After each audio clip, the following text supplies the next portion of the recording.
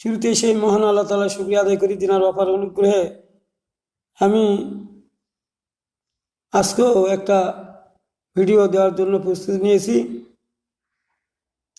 29শে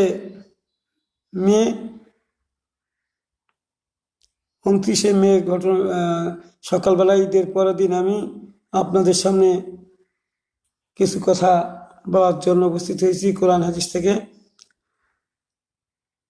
আমি একটা জিনিস আমার কাছে সবসময়ের জন্য ঘুরপাক খায়, সেটা হলো যদি আমরা কোরআনে যে আল্লাহ হুকুম মাহকাম নাজিল করেছেন সে ব্যাপারে কিন্তু কম ভ্রুক্ষেপ করি, লক্ষ্য রাখি, বরং যেগুলাতে বলা হয়েছে সহজে সব, সেই কাজগুলো আমরা বেশি বেশি করার চেষ্টা করি। আর কোরআনের যে হুকুমগুলো, এগুলা যে ওজন কত, এলা আল্লাহর অর্ডার, আল্লাহর হুকুম না করলে কত বড় গুনাহ হয়, যেমন তো সেটা আমরা বুঝতে পারি না। তো এই কারণে আমাদের ভুল ভ্রান্তি হয়ে যায়। মানুষ হলো সহজে যে কাজটা করা যায় সে কাজটাই করতেই চায়, কঠিনগুলোতে কেউ যেতে চায় না। অথচ কঠিন কাজগুলোতে সব বেশি, ওজন বেশি, সবের ওজন বেশি, এগুলো আমরা চিন্তা করি না। তাই আমি আপনাদের সামনে রাসূল সাল্লাল্লাহু আলাইহি ওয়াসাল্লামের একটা হাদিস দিয়ে শুরু করতে চাই। ফরজ গাছগুলার দান খয়রাত করা, উপকার করা, এগুলোর দিয়ে কি সব আমরা বুঝি না, বরং আমরা অনেকেই হিংসা করেই কারো উপকার করতে চাই না, ওই বিপদে পড়তে পড়ুক, আরও মানে ঠাট্টা বিদ্রুপ করে থাকি। আমি এই সম্পর্কে আপনাদের কাছে, যদিও এটা আমাদের প্রতি বছর চলে আসে রমজান মাস, এই রমজান মাসের ঘটনা দিয়ে আমি শুরু করতে চাই। সেটা হলো ইতেকাফ দিয়ে শুরু করতে চাই। ইতেকাফের আমরা জানি ছোটবেলা থেকেই যে ইতেকাফে ঢুকলে প্রয়োজন ব্যতীত কারোর সঙ্গে কথা বলা যায় না। এই 10টা দিন নীরবে নিরক্ষণে আপনার চিন্তা চেতনা, মন মস্তিষ্ক সব আল্লাহর দিকে ঝুঁকে দিতে হবে, দিয়ে ইবাদতবন্দি করতে হবে, দুনিয়ার সব চিন্তা ভাবনা বাদ দিয়ে ইতিকাফে যেতে হবে। না হলে তো দুনিয়াতে যদি আপনি কাজকর্ম করেন তাহলে তো হবে না। এই জন্য তো রাসূল সাল্লাল্লাহু আলাইহি ওয়াসাল্লাম নির্জনে বসে ইতিকাফ করেছিলেন, যাতে করে দুনিয়ার কোনো ঝামেলা যেন স্পর্শ করতে না পারে। দেখেন, ইতিকাফ যে রাসূল করেছেন এ ব্যাপারে আমি আপনাদের কাছে পরে আরো ব্যাখ্যা দিচ্ছি। ইতিকাফ সম্পর্কে একটা আমার মাসলা মাসাইল সম্পর্কে হাদিস দ্বারা আমি আপনাদের সামনে তুলে ধরার চেষ্টা করছি। একবার হযরত আব্বাস রাদিয়াল্লাহু তাআলা আনহু, রাসূলের মৃত্যুর পর ঘটনাটা এই হাদিসটা, একবার হযরত আব্বাস রাদিয়াল্লাহু তাআলা আনহু মসজিদে নববীতে ইতিকাফরত ছিলেন। মসজিদে নববীতে মদিনায় ইতিকাফে রত ছিলেন। এই সময় এক ব্যক্তি এসে তাকে সালাম দিল ও তার কাছে বসে পড়ল। হযরত আব্বাস তাকে বলল, তোমার কি হয়েছে, তোমাকে এত চিন্তিত মনে হচ্ছে? আগন্তুক জবাব দিল, অমুকের কাছে ঋণগ্রস্ত আছি, অথচ পরিশোধ করতে পারছি না। মানে আব্বাস ইতিকাফে আছে আর ওই সময় ওই লোকটা আসে রসুলের, ওই আব্বাসের কাছে বসলো। তখন রসুল বলছে, তোমাকে এত মলিন মনে হচ্ছে কেন, তোমার কি সমস্যা? তখন এই ব্যক্তি বলছে যে আমি অমুক ব্যক্তির কাছে ঋণ আছে, কিন্তু আমি পরিশোধ করতে পারছি না। ইবনে আব্বাস বললেন, তাহলে আমি কি তোমার সম্পর্কে ওই ব্যক্তির সাথে কিছু আলাপ করব, অর্থাৎ তার কাছ থেকে কিছু সময় বাড়িয়ে নিব, যা আপনার পক্ষে ঋণ পরিশোধ করা সহজ হয়ে যায় বা সহজ হবে।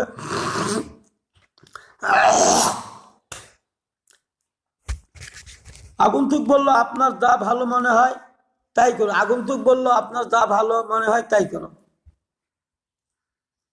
এখন এই কথা শুনে হযরত আব্বাস রাদিয়াল্লাহু আনহু তৎক্ষণাৎ পায়ে জুতা পরলেন, মসজিদ থেকে বের হলেন।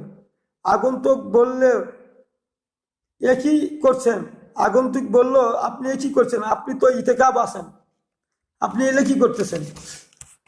আপনি কোথায় যাচ্ছেন? আপনি তো ইতেকাবে আছেন। ইবনে আব্বাস রসুল সাল্লাল্লাহু আলাইহি সাল্লামের কবরকে লক্ষ্য করে বললেন, এই কবরে যিনি শুয়ে আছেন তার কথা আমার মনে পড়ে গেল, অর্থাৎ রসুলের কথা মনে পড়ে গেল। তখন আমার চোখ দিয়ে পানি ঝরলো, তখন তার চোখ দিয়ে পানি ঝরলো। তারপর তিনি বললেন, আমি এই কবরে যিনি শুয়ে আছেন তার কথা থেকে, তার কাছ থেকে শুনেছি যে, নিজে আমি শুনেছি যে, যে ব্যক্তি তার ভাইয়ের উপকার করবে, যদি কেউ কারো ভাইয়ের উপকার করে তাহলে 10 বছর ইতেকাব করার সওয়াব পাবে। তাহলে কোনো ভাইয়ের যদি উপকার করা যায় 10 বছরের সওয়াব পাওয়া যাবে। অথচ আল্লাহর সন্তুষ্টির জন্য যে একদিন ইতেকাব করে, তার মধ্যে দুজকের মধ্যে আল্লাহ এমন 3টি পরীক্ষা স্থাপন করবেন, যার একটি থেকে অপরটির দূরত্ব সূর্যের উদয় অস্তের জায়গার মধ্যে দূরত্বের চেয়েও বেশি। রসুল সাল্লাল্লাহু আলাইহি সাল্লাম বলেছেন, কোনো ব্যক্তি যতক্ষণ বান্দার সাহায্য নিয়োজিত থাকবে ততক্ষণ আল্লাহ তার সাহায্যে নিয়োজিত থাকবেন। এখন ইবনে আব্বাস যেটা মনে করলেন যে, মানুষের উপকার যদি আমি করে থাকি আর আল্লাহ আমার সবসময় সাহায্যে নিয়োজিত থাকবে, তাহলে তো এটা বড় কথা। আল্লাহ যদি আমার সঙ্গেই থাকে তাহলে তো আমার পাপ, আমার কোনো খারাপ কাজ করার কোনো সুযোগ থাকবে না, আল্লাহ আমার নিজেই থাকবেন। আর এইরকম 10 বছর ইতেকাব করার মতো সব পাওয়া যাবে। তাহলে 10 বছর, একদিন হোক, এইরকম যে ইতেকাব 10টা বছর ধরে যে 10 বার যে ইতেকাব করেছে তার সবটা সে পেয়ে যাবে যদি মানুষের উপকার করে। তাহলে ফরজ কাজগুলোর কত সব, এগুলা হলো আমুরে সিগা, মানুষকে উপকার করা, মানুষকে দান খয়রাত করা, অন্যায় কাজ থেকে বাধা দেওয়া, এগুলা হলো আল্লাহর হুকুম, অর্ডার, এগুলার ওজন বেশি। তো তখন আব্বাস মনে করলেন, ওই কথা মনে করলেন, তাহলে এই লোকটা যেহেতু ঋণগ্রস্ত হয়ে গেছে, শোধ করতে পারতেছে না, তাহলে তো তার ঋণটা তো আব্বাস শোধ করতে চায়নি, বরং এটা সে মনে করেছিল যে লোকটা বিপদে পড়েছে, এই বিপদ থেকে তাকে কিছু সহজ করে দেওয়াটাই উপকার করা। তখন ওই লোকের কাছে গিয়ে তিনি সময় চেয়ে নিলেন, আর তিনি 10 বছর ইতেকাবে সওয়াব পেয়ে গেলেন। এখন আমার এখানে কথা হলো যে, তাহলে প্রয়োজন ব্যতীত ইতেকাবার থেকে বেশি সওয়াব পাওয়া গেলে তাহলে প্রয়োজন বোধে সেখান থেকে উঠে আপনি যেতে পারেন। এই ক্ষেত্রে যে কারো উপকার করবেন, কারো দুঃখ দুর্দশা দূর করার জন্য যাচ্ছেন, এই অবস্থা যদি আপনার সামনে এসে যায়, আপনি যদি দান, তাহলে এটা জায়েজ এবং এটার সওয়াব অনেক বেশি। কিন্তু এইরকম পরিস্থিতি না হলে আপনি ওই ইতেকাব থেকে বের হতে পারবেন না। আমরা কিন্তু দেখি উল্টোটা, ইতেকাব থেকে বের হয়ে নিজের প্রয়োজনীয় কাজ সেরে 2 দিন থেকে বাজার খরচ করে আনে দিয়ে আবার এসে ইতেকাবে বসতেছে। তখন বলা হচ্ছে যে, আপনি ইতেকাবে আসলেন, আবার আসলেন কেন? গেছে ইতেকাব না হলো, আব্বাস তো ওই ইতেকাব করছিল, এইরকম গেছে, তো তিনি তা আসেন। তিনি বলছে 10 বছরে মানুষের উপকার করলে 10 বছরের সওয়াব পাওয়া যাবে। তাহলে তা আপনি আবার আসলেন কেন? গেছেন প্রয়োজনে। যদি ওই রকম আব্বাসের মতো যদি আপনার উপকার, এই সমস্যাটা হয়, আল্লাহ আপনি যদি জানেন, আল্লাহ ভালো জানে, তাহলে তো সব পেয়ে যাবেন, আর তো আসার দরকার নেই। কিন্তু বিভ্রান্তটা হলো এইখানে যে, আপনি আসে মানুষদেরকে বোঝানোর চেষ্টা করতেছেন যে বাজার হাট এগুলা করা যাবে এবং ইতেকাবে করা যাবে। আবার ওইখানে ফির আরেক ব্যক্তি বলতেছে ইতেকাব তো সব সময়, মসজিদে আসি, মসজিদে থাকলে তো ইতিকাফ হচ্ছে, সবসময় ইতিকাফ মসজিদে থাকলেই হচ্ছে। আচ্ছা বলেন তো, ইতিকাফ একটা নির্দিষ্ট সময়ে রসুল করেছেন, একটা নির্দিষ্ট সময়ে রসুল ইতিকাফ করেছেন, আর এই সময়ের মধ্যে যদি না হয় তাহলে ইতিকাফ তো হবে না সেটা। যেমন হজ, একটা নির্দিষ্ট টাইমের মধ্যে হজ করতে হবে, জেল হজের মাসের 10 তারিখে হজ। আপনি অন্য মাসে তো 10 তারিখে গিয়ে হজ করলে হবে না, সেটা নাম হবে উমরা, সেটা করলেও উমরা হবে। তো এখন প্রশ্ন হলো যে সেই রকম ইতিকাফটা হলো নির্দিষ্ট সময়ে, আপনি সবসময় মসজিদে থাকবেন আর করবেন ইতিকাফ হচ্ছে, এটা আবার কোন ধরনের এক কথা? এটা কি ধরনের চিন্তা চেতনা? মসজিদে থাকলে নাকি ইতিকাফ হয়ে যাচ্ছে? ইতিকাফ তো 12 মাসের জন্য নয়, শুধু রমজান মাসের শেষ দশকে। আগে তো রসুল মধ্যভাগে ইতিকাফ করেছেন,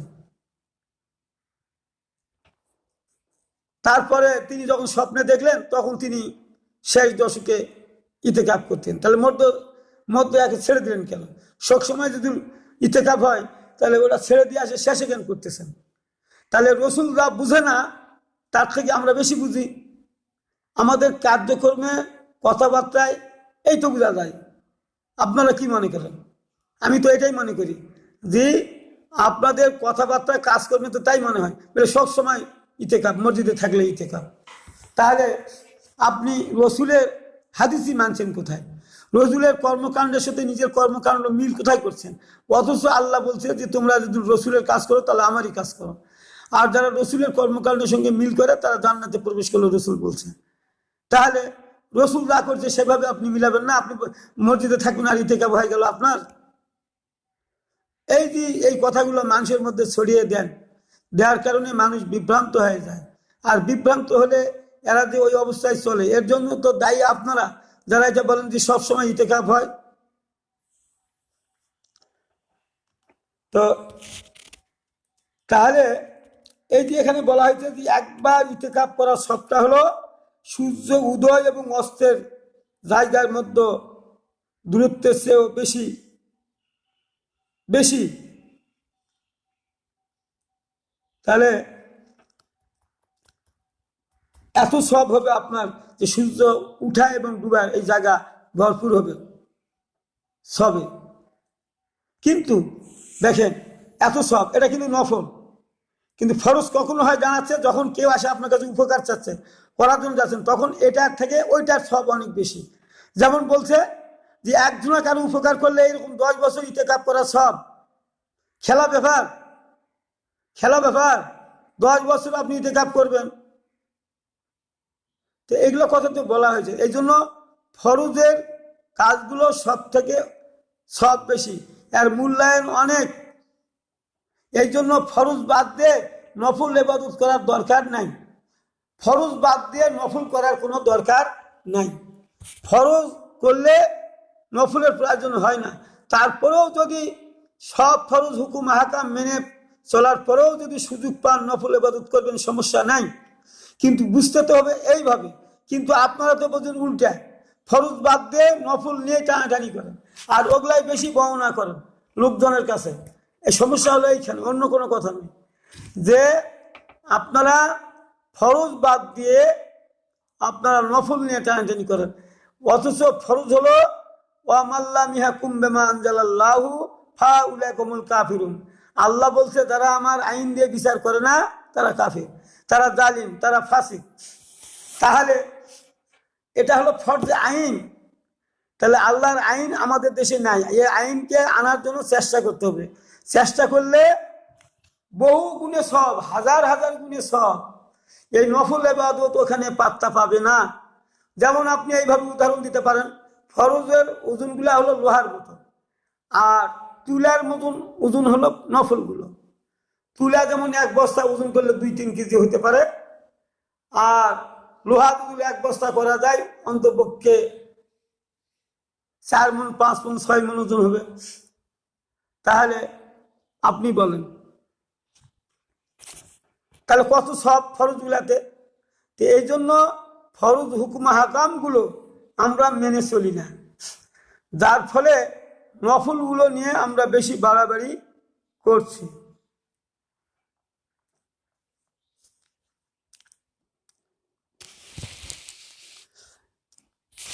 এই দেখেন, আবু হুরায়রা থেকে বর্ণিত, তিনি বলেন রাসূল সাল্লাল্লাহু আলাইহি ওয়াসাল্লাম বলেছেন, কেউ তার অধীনস্থ চাকরকেও যদি এক দোররা মারে, অন্যায়ভাবে এক দোররা মারে, তাহলে কিয়ামতের দিন তার থেকে বদলা নেওয়া হবে। তার মানে তার মনিবকেও দোররা জটা মেরেছে, তটা দোররা মারবে চাকর। তার মানে ইনসাফ ভিত্তিক বিচার ব্যবস্থা হবে। আপনি এমনি একজনকে মারলেন, এর প্রতিশোধ আছে না, আল্লাহ সেদিন কিয়ামতের ময়দানে এই প্রতিশোধের ব্যবস্থা করবেন। ফরজ ইবাদত বাদ দিয়ে নফল ইবাদত নিয়ে বেশি হুড়াহুড়ি করবেন না, ওগুলার সব অনেক বেশি।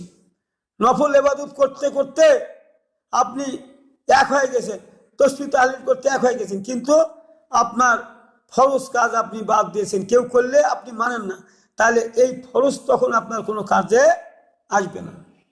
ওই সময় ওইটাই বড়, ওই কাজটা আগে করতে হবে, এটা নয়, এটা ছেড়ে দিতে হবে, ওইটা কাজ আগে করতে হবে। তো আমরা তো সেইভাবে করি না, না করার কারণে আমাদের বিপদ হয়।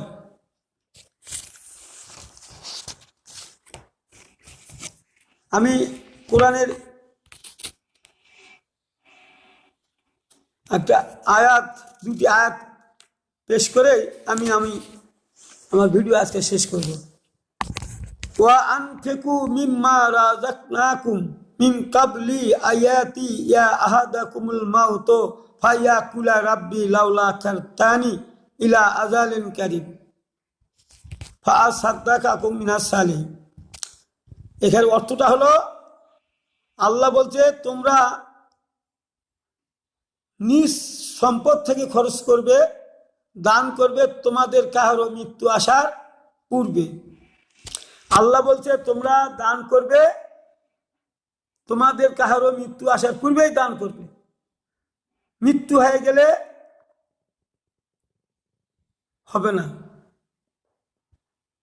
আর যখন মউত এসে যায়,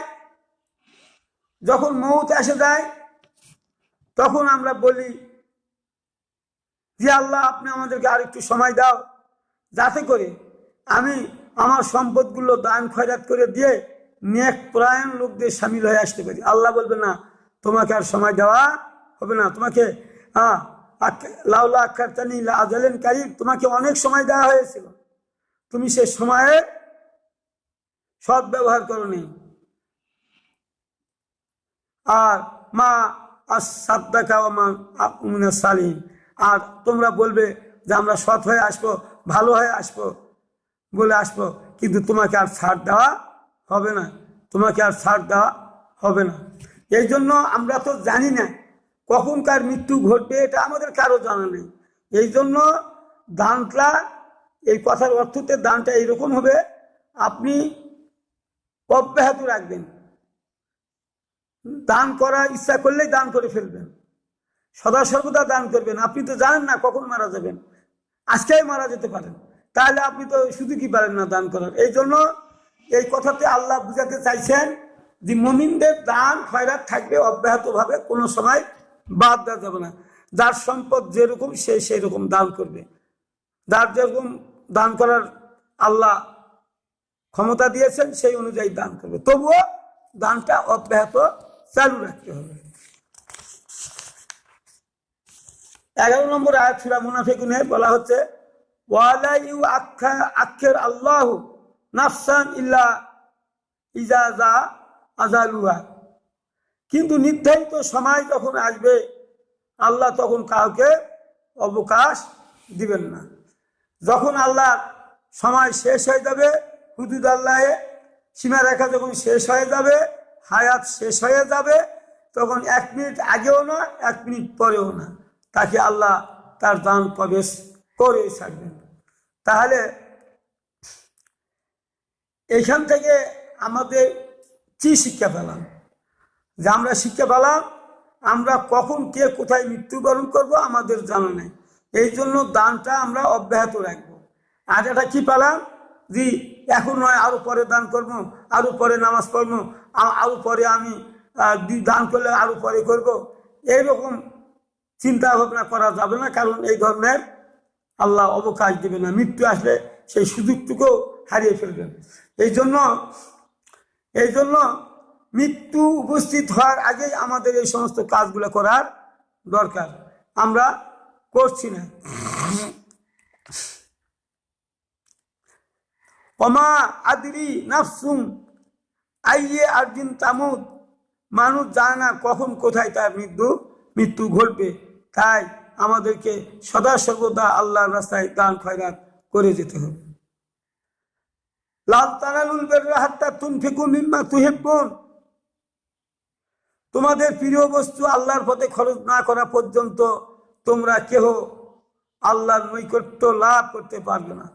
তাহলে এখন কি হবে? আমাদের প্রিয় বস্তু আল্লাহর পথে খরচ না করা পর্যন্ত কেউ পূর্ণ ইমানদার হতে পারবো না বা আল্লাহর নৈকট্য লাভ করতে পারবো না। কথা কার? কথা আল্লাহ।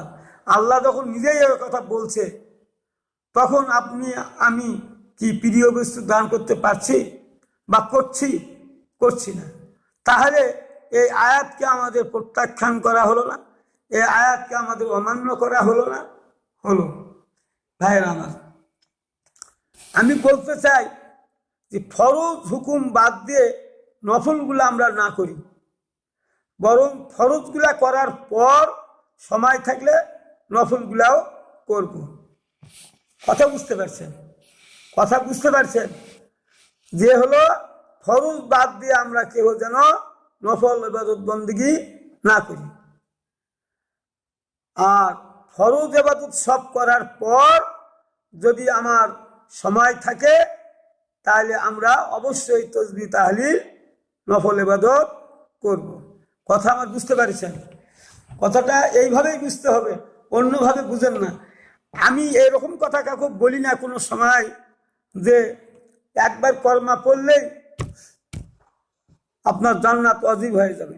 এ কথা বলি না। কেন বলি না জানেন?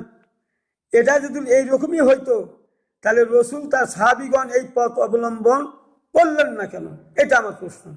তা আমি যখন বুঝেছি যেহেতু রসুল সাল্লাল্লাহু আলাইহি ওয়াসাল্লাম সাহাবীগণ এই পথ অনুসরণ করে নাই, তবে এইরকম ভাবে কলমাকে নিতে হবে। যারা একদিন কলমা সঠিক নিয়তে পড়ছে, হয়তো বা শাস্তি কত খাটবে তার গুনাহ মাফ হবে, এত খাটার পরে হয়তো অবশেষে সে এর কলমার এইটা ওয়াদা করার সে জান্নাত পাবে, সেটা আলাদা বিষয়। আমার কথা হলো যে রাসূল সাল্লাল্লাহু আলাইহি ওয়াসাল্লাম যেভাবে যেটা কাজ করছেন সেইভাবে সেই কাজগুলো আমরা করব। তাহলে অবশ্যই আমরা আশা করতে পারি জান্নাতে যাব। আমার কথাগুলো বুঝতে পারছেন? নামাজ হলো ফরজ, রোজা হলো ফরজ, অন্যায় কাজে বাধা দেওয়া ফরজ, অন্যায় কাজ বন্ধ করা ফরজ, তারপরে অন্যায়ের বিরুদ্ধে সবসময় থাকা ফরজ। যারা অন্যায়ের বিরুদ্ধে লড়াই করে তাদের পক্ষ হয়ে থাকতে হবে, অন্যথায় মুনাফিক হয়ে যাবে। মাঝখানে কোনো রাস্তা নেই। মুনাফিক যারা ওই আল্লাহর হুকুম পুরোপুরি মানবে, কিছু মানবে না, এরকম হওয়া যাবে না। মানলে মানতে হবে, না মানলে ওটা আপনারই ক্ষতি হবে। আপনি যদি মানেন, ভালো কাজ করেন, সৎ কাজ করেন, আপনার ভালো হবে। আপনি যদি ভালো কাজ না করে মন্দ কাজগুলো করেন, সেটা আপনার কর্মের মাধ্যমে আপনারই ক্ষতি হবে। এই কারণে আল্লাহ বলছে ফাল ইয়াউমা লা তুযলামু নাফসুন শাইআ ওয়া লা তুজজাউনা ইল্লা মা আনতুম তা'লামুন। আল্লাহ বলছে আজ তো আমি কাহার প্রতি জুলুম করব না, তোমরা যাহা করে এসেছো শুধু আমি তারই প্রতিফল দিব। আল্লাহ তো কর্মের প্রতিফল দিবে। তা আপনি ভালো কর্ম করবেন, ভালো ফল পাবেন, খারাপ কর্ম করবেন, কম ফল পাবেন।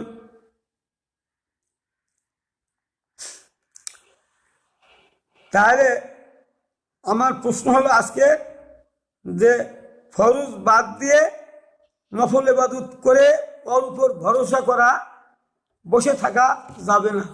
তাহলে আমরা আখিরাত হারাবো। হ্যাঁ, এখন কথা হলো যে আমরা ফরজও করছি, নফল ইবাদত বন্দি করছি, তাহলে তো সমস্যা নাই। কিন্তু আমরা তো দেখি যারা নফল নামাজ করে তারা ফরজগুলার ধার ধার না, তারা ফরজগুলার ধার ধার না, ফরজগুলার সম্পর্কে আলোচনা করে না। তাহলে কিয়ামতের ময়দানে আল্লাহ প্রশ্ন করলে এইগুলা প্রশ্নের জবাব কিভাবে আসবে? আসার তো কথা নয়। ভাইরা আমার, আমি আপনাদের যেটা আজকে বুঝাইতে চাইলাম, ইতিকাফ থেকে ফরজ প্রয়োজনীয় ছাড়া আপনি বের হবেন না। তাহলে আপনি যে ইতিকাফের যে সবটা পাইতেন সেটাও আর পাবেন না, বের হবেন না। ইতিকাফে যারা ঢুকবেন তারা বের হবেন না, আল্লাহর ইবাদত বন্দিগিতে মশগুল থাকবেন।